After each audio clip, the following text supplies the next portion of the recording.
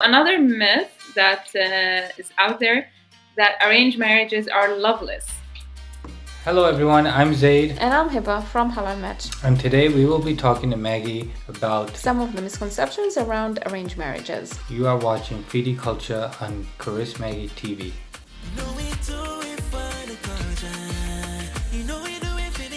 What up everyone, CharisMaggie here and welcome back to my channel where I encourage you to submerge yourself in culture and live meaningful lives. And welcome to another episode of For the Culture. Today I am joined with the founders of Halal Match, Zaid and Hiba, and we have a lot to talk about today. I'm really excited to be speaking with them. So just to give you a little backstory, they are the founders of Halal Match, as I mentioned, which is a matchmaking service for single Muslim individuals who are looking to find their perfect match. We'll talk about a bit more about what they do later on. But I know I have a bit of a curiosity when it comes on to the whole topic around arranged marriages. And I will admit, the Love is Blind fiasco definitely, piqued my interest a bit more, but I do want to talk with individuals who have more experience in that area of how it is within your culture, because the Love is Blind is more from like a mainstream perspective. So we want to dive into how this is something that has been practiced in cultures for generations. And, now that it's more seen in mainstream, it's time for us to, give credit where it has been due for a long time. So thank you again for joining me, Zaid and Hiba. Well, thank you for having us. Thank you. Exactly. Yeah, we're excited. We're excited to dive into this. Awesome. So we're going to get right into it. And, the most obvious question I'm going to ask you to start off. What is arranged marriages? I guess that would be my first question. So arranged marriage. So we come from two different cultures. I come from a Pakistani culture, and she comes from she has a Palestinian background, so more of a Middle Eastern culture. So how arranged marriages varies a bit between our cultures, but there are a lot of similarities. So starting with my culture, now as it has changed with over, I'd say at least the past 30, 40 years, it's changed a lot. Mm-hmm. But traditionally, the way arranged marriages worked was a father would come up to her daughter and say, "Hey, I found you a match. This is who you're going to get married to." And really, there isn't much opportunity for the guy and girl to talk. And you just meet the guy and the girl on the day of your marriage. And that's pretty much it. That's in the past. That's in the past. So okay. my uncle and aunt got married that way, and thankfully they're still married today. Yeah. Oh wow. Yeah. How many years? Oh God, they got married in the early 80s, I think. Oh wow. Yeah. But it's such a funny story. Like their kids, my cousins always tease them about it, about how they never saw each other before they got married, and then my aunt's father just came up to her and said, "This is a guy that's a good match for you," and that was it. So back then, it was really just girls entrusting their parents to find the right match for them. And guys just making the proposal and meeting the girl on the day of. And in rare circumstances, would you ever meet the girl beforehand? But that would be like if you knew the girl from before, or your family friends. But love marriages back then wasn't really much of a thing, or as much as it is now. Oh, okay. So you're saying now there's a bit of a difference in how it's done now. I mean, not to say arranged marriages still don't work now. Mm-hmm. Arranged marriages, the way it's done now, I mean, girls still are, looked out. The girls' parents are still looking out for a good match for their daughter. But the way it's done now is that there's still more allowance for guys and girls to meet beforehand. Okay, nice. Okay. Yeah. So there is kind of an arranged marriage concept still there, because the girl's parents and the guy's parents are still looking for a good match for them. Mm-hmm. But the concept of not meeting before marriage is really outdated. So there is a more understanding nowadays for guys and girls to meet beforehand and assess compatibility before they get married. Oh, nice. Awesome. So I know you mentioned in the beginning that because you and Hiba come from two different cultures, that there's a slight difference, even though there are more similarities. So for you, Hiba, would you say that there were some differences that you could identify for your culture? Yeah, sure thing. So just first thing to mention is that arranged marriages are not forced marriages. This is a major misconception.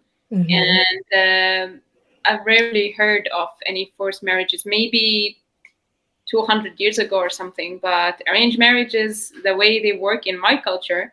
So because in the Muslim culture, dating isn't exactly allowed. So the ways you meet someone are different.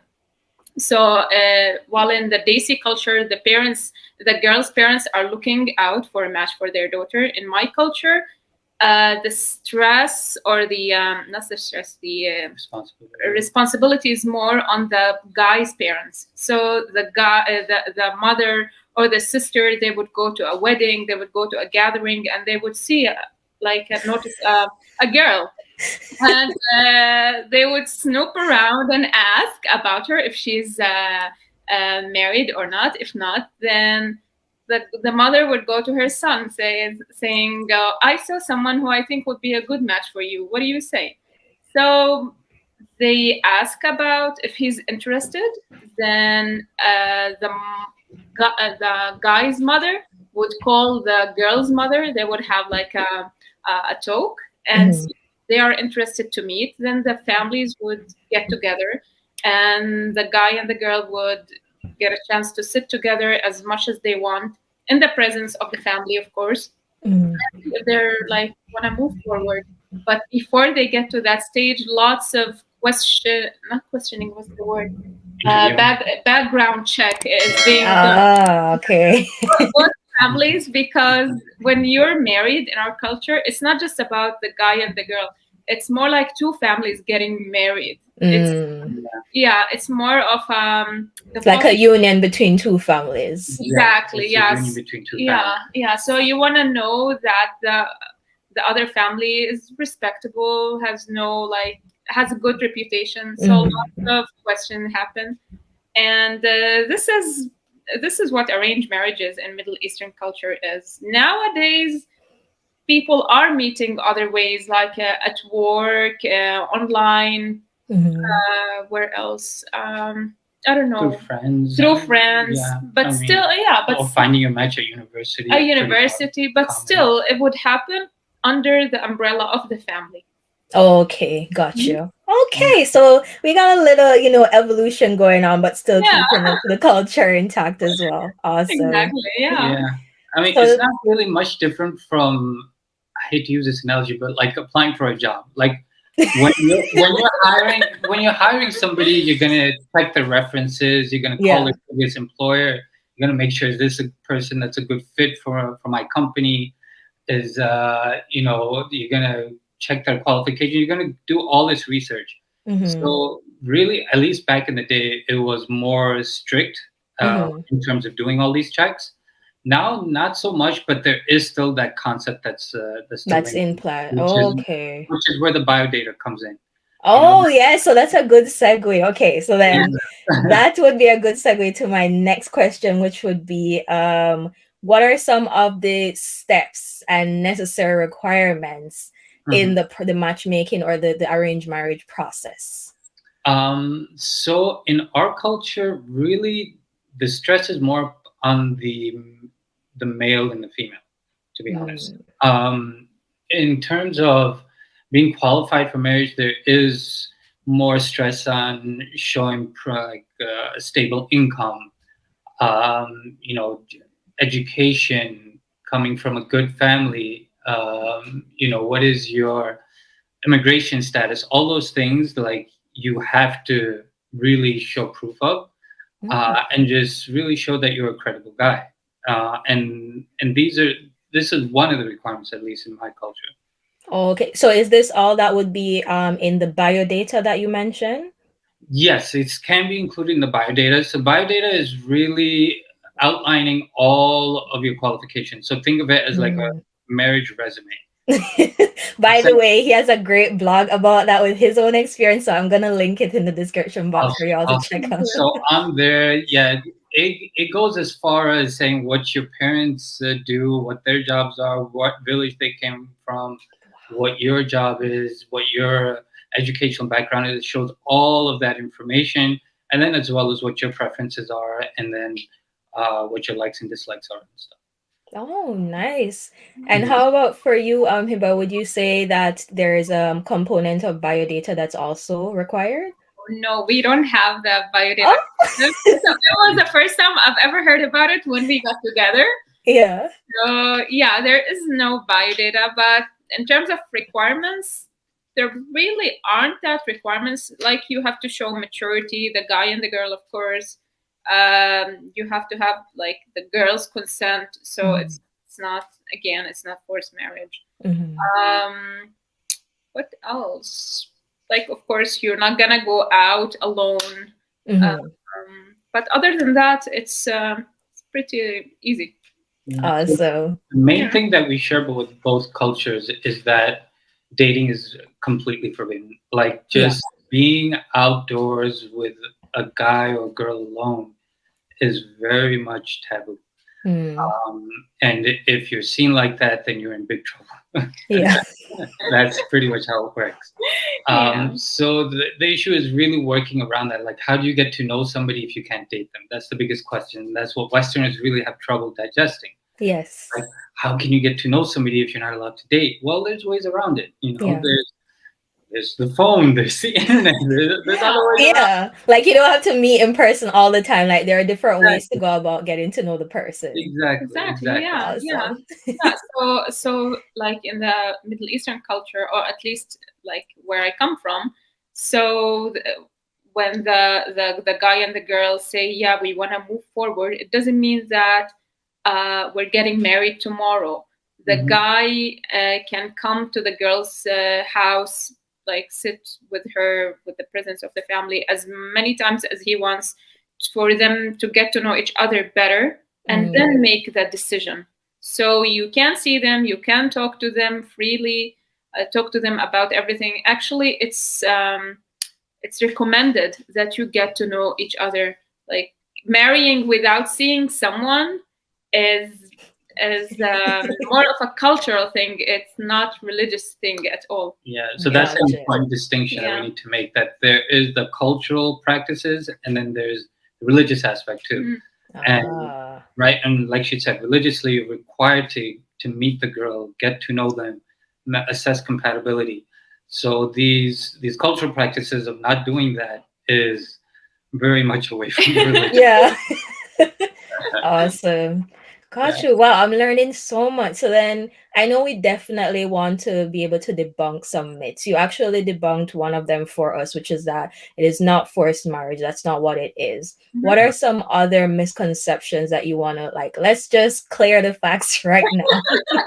Another one is that people think that arranged marriages don't work. They do work.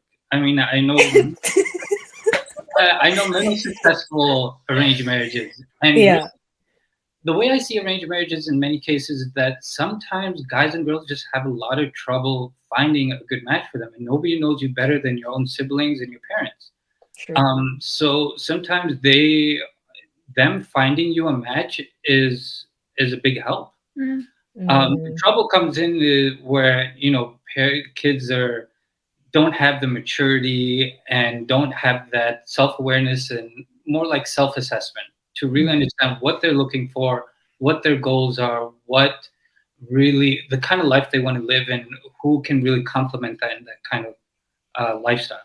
So that's where the trouble really comes in. But to say that arranged marriages don't work is a huge misconception. Yeah, I mean, just look at the divorce rates today and divorce rates like, I don't know, 30 years ago.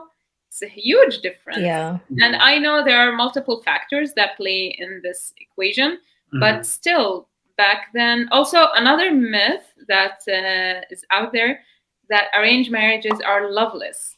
They are. Oh yes, that's a big one. Yes.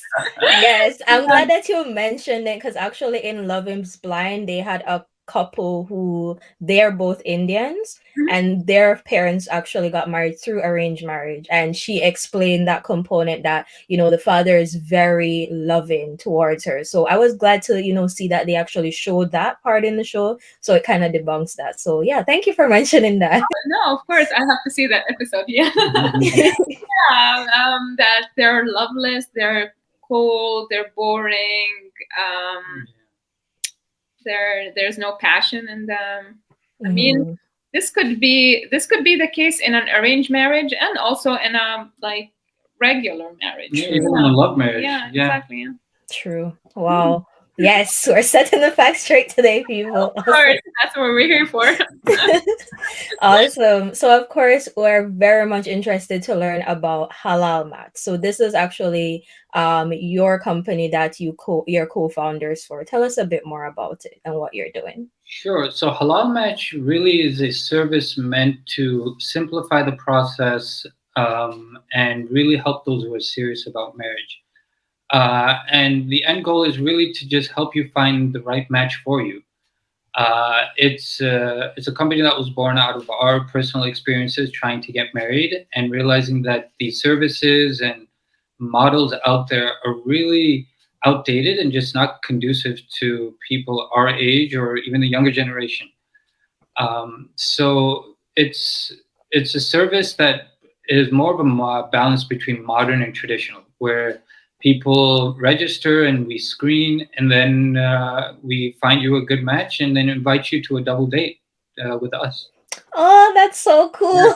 That's actually a recent change we made where we wanted to optimize our service even more. Wow, I love that. That's awesome. Yeah, we're excited to bring it. Yeah. So please share some of your personal stories, because I know you both met in a very unconventional way. I already know how you met, but for my audience, let us know. I'll let you start that one. Okay. So Mr. Zaid here spent so many years looking for a spouse. And I myself also was looking, but then got busy with school and then forgot about it. And then one day I was like, oh my God, I'm almost 30.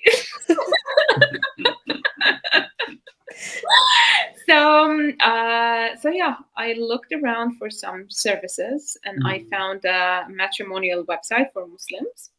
I went there, and 3 months later, I met Zaid.